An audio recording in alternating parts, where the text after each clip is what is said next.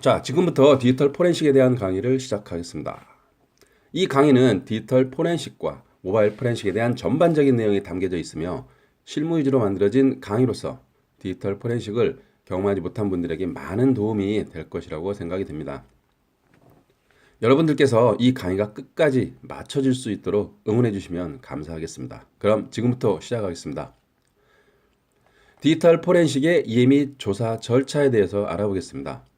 디지털 포렌식이란 컴퓨터, 스마트폰 등 디지털 기기의 저장 매체에 담겨 있는 각종 데이터를 조사해서 범죄 단서를 찾아내는 수사 기법입니다.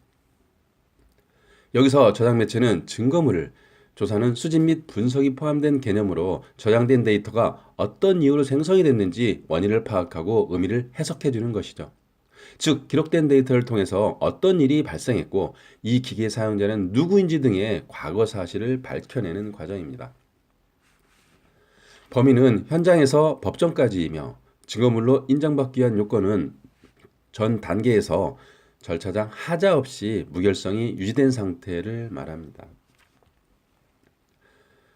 디지털 포렌식의 연역을 살펴보면요. 1980년대 군 정보기관에서 처음 시작되었다고 합니다. 이후 97년 경찰청 해커 수사대를 시작으로 각 수사기관에 도입되어 전유물처럼 사용되다가 2000년 초반부터 비수사기관인 방송통신위원회, 공정거래위원회, 기획재정부 산하 관세청과 국세청, 선거관리위원회, 저작권위원회 등 정부기관에 도입되었습니다.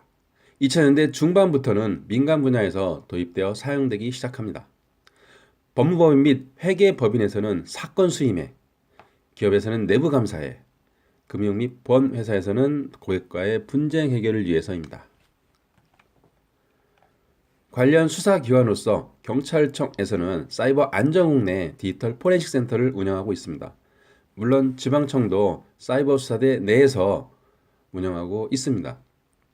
수사기관 중 가장 많은 사이버 수사 인력을 확보하고 있죠. 출범 초기 청 단위의 특정 부서에서만 활용을 했었는데요. 점차 모든 사건에서 연관되다 보니 현재는 디지털 증거 분석 없이는 사건 해결을 상상도 못할 만큼 모든 부서에서 사용하고 있습니다. 이렇듯 전자 파일을 분석함으로써 전자문서의 위변조 여부를 판단할 수 있고 웹서핑 기록을 분석함으로써 범죄 계획과 증거인멸 시도를 알 수 있으며 카카오톡을 비롯한 SNS 및 문자 메시지를 통해 범죄 모의나 의도를 파악할 수가 있습니다. 현대인의 일상 정보와 사생활까지도 대부분이 디지털로 생성되고 있기에 이러한 사용 기록을 통해 알리바이를 입증하는 시대가 되었습니다.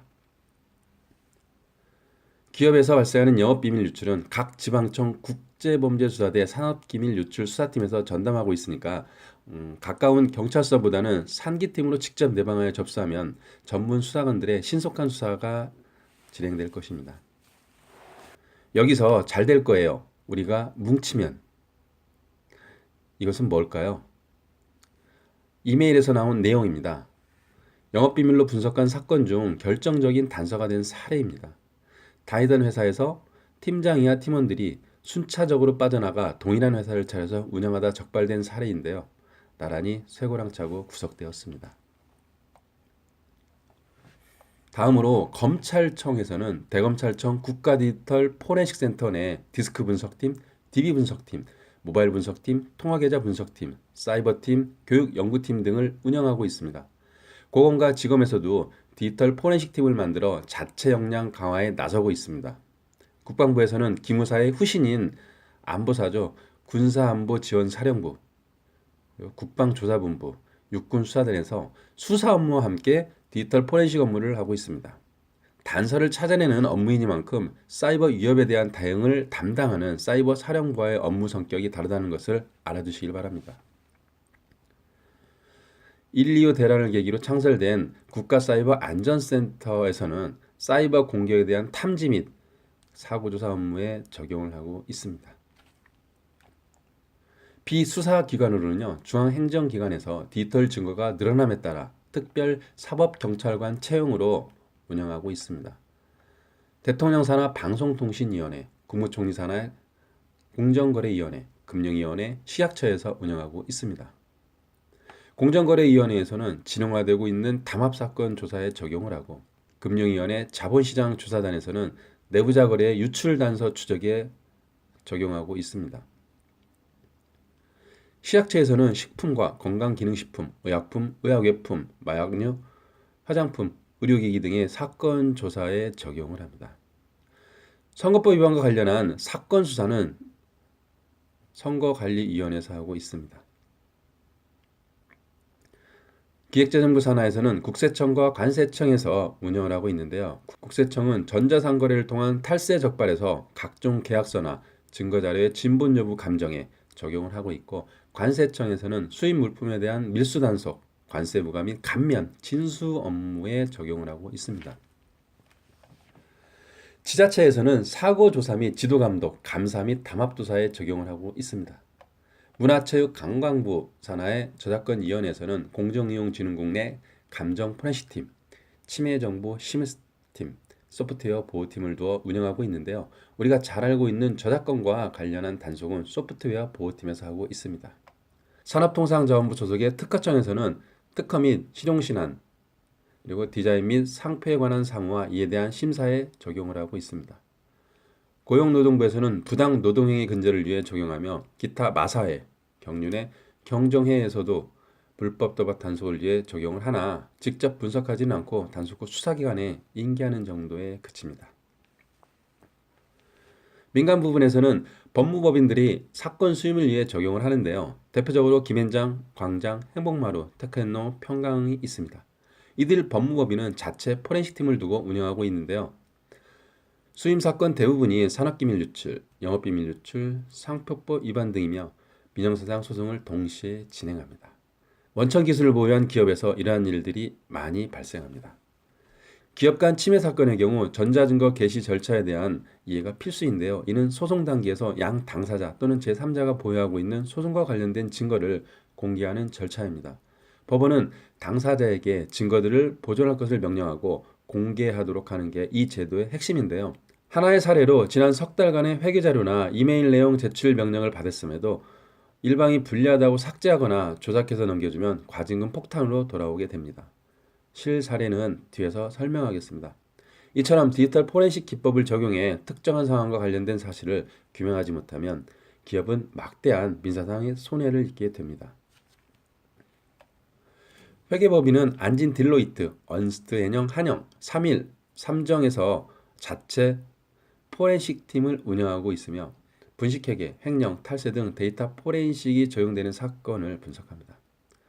2, 3인 이상의 법무법인이나 개인 변호 사무실에서는 자체 디지털 포렌식 팀은 없으나 간단한 파일 이변조와 같은 증거 분석이 필요한 사건은 수임받아서 포렌식 업체 의뢰에서 나온 결과물을 참고하여 법률 서비스를 하고 있습니다.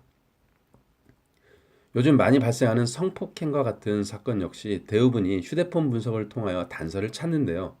마찬가지로 포렌식 업체에 의뢰해서 나온 결과물을 참고하여 법률 서비스를 하고 있습니다. 기업에서는 내부 감사팀과 보안팀에서 적용을 합니다. 감사팀에서는 산업기술 유출과 영업비밀 유출을 막고자 적용하고 있는데요. 사례로서 부당 해고로 복직된 직원이 여러 명의 임원급 메일을 열람한 흔적이 있어 다시 해고된 사건이 발생했었는데 이때 감사팀에서 담당했었습니다. 보안팀에서는 자체 보안 강화를 위한 침해 사고 대응에서 로컬 컴퓨터에 대한 분석까지 합니다.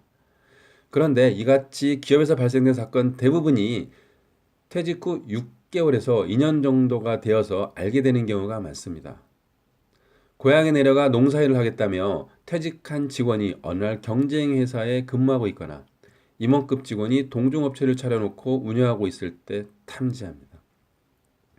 피해 기업은 그제서야 부랴부랴 당해 직원이 사용했던 컴퓨터를 찾아서 증거 분석을 의뢰하게 되는데요.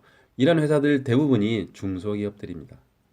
중견기업 이상 대기업은 퇴사자 프로세스를 진행하고 있기에 바로 대응할 수가 있는데요. 이 시스템은 퇴직 의향서를 받은 날로부터 퇴직일까지 기간 내에 사용자의 하드디스크를 분석하는 것입니다. 미연에 방지하고자 하는 거죠. 최근 중소기업도 이 같은 과정에서 분석 요청을 하고 있으나 극히 일부에 국한됩니다. 금융보험회사에서는 고객과의 분쟁 해결에 있어 중요한 증거 자료를 확보하는 데 적용을 합니다.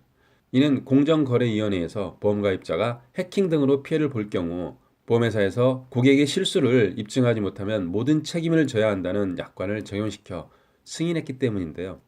지금은 범위를 넓혀 사고 조사까지 적용하고 있습니다. 다음은 교육기관입니다. 대학, 대학원, 학회 등 교육기관에서는 이 분야의 학문적 향상을 위해 끊임없이 교육 및 연구를 하고 있습니다. 먼저 대학교에서는 수요가 많아짐에 따라 디지털 포렌식 학과를 신설하거나 관련 강의를 개설하고 있습니다. 대학원에서도 석사 과정을 신설하여 꾸준하게 연구하고 있으며 현재 고려대학교 정보보호대학원, 동국대학교 국제정보보호대학원, 서울대학교 융합과학기술대학원, 연세대학교 정보대학원에 디지털 포렌식 석사 과정이 있습니다.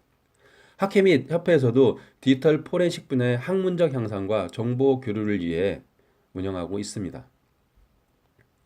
관련 업무로는 논문지를 발간하거나 학술대회 및 워크숍을 개최합니다. 자격증 인증 업무 역시 이곳에서 하고 있습니다. 정기교육은 키트리, 한국정보기술연구원이죠. 이곳과 키사, 인터넷정보보호진흥원에서 매년 진행을 하고 있습니다. 다음은 민간조사업체 탐정입니다. 언제가 될지는 정확히 모르지만 탐정업법이 통과되면 디지털 증거 분석의 수요가 늘어날 것으로 예상이 되는데요. 예를 들면 딸아이가 가출을 했다고 수사기관에 신고를 했는데 수배 외에 더 이상 해줄 수 있는 게 없다고 하더라. 바로 한계에 부딪히겠죠. 단순 가출로 인한 수사본부는 차릴 수가 없으니까요. 또 다른 예로 뺑소니 사건의 경우 시간과 인력, 게다가 노력까지 필요한데요. 이 역시 수사기관에서는 24시간 사건 수사를 하지 못하고 있습니다. 이런 것을 해결하기 위해 시간과 인력, 노력을 더해서 도맡아 해주는 게 바로 민간조사자 탐정입니다. 디지털 포렌식의 필요성입니다. 당연 컴퓨터, 스마트폰 등 디지털 장치의 사용으로 발생되는 사이버 범죄의 증가로 볼 수 있겠죠. 2016년도 그래프를 보면 사이버 범죄 발생 총계 15만 3,075건 중에 정보통신망 침해 범죄는 2,770건이며 정보통신망 이용 범죄는 12만 1,867건으로 우위에 있습니다. 앞에서 언급한 정보통신망 침해 범죄의 경우 시스템에 접근해서 중요정보를 유출하는 사건, 정상적인 서비스를 방해하는 침해 사고 사건, 기업의 영업비밀을 유출하는 사건을 말하는데요. 이 중에서 기업의 영업비밀 유출만을 따로 봤을 때 2013년부터 2018년 9월까지 최근 5년간 해외 산업기술 유출 및 시도 적발은 총 152건입니다. 이 중 중소기업이 102건으로 전체 67%를 차지하는데요. 이에 반해서 대기업의 산업기술 유출은 35건으로 중소기업과 3배의 격차가 있습니다. 정보통신망 이용 범죄는 사기, 명예훼손, 모욕, 지적재산권 침해 등 일반 범죄에서 보조적인 수단에 활용된 것들입니다. 자, 1강은 여기까지 하겠습니다.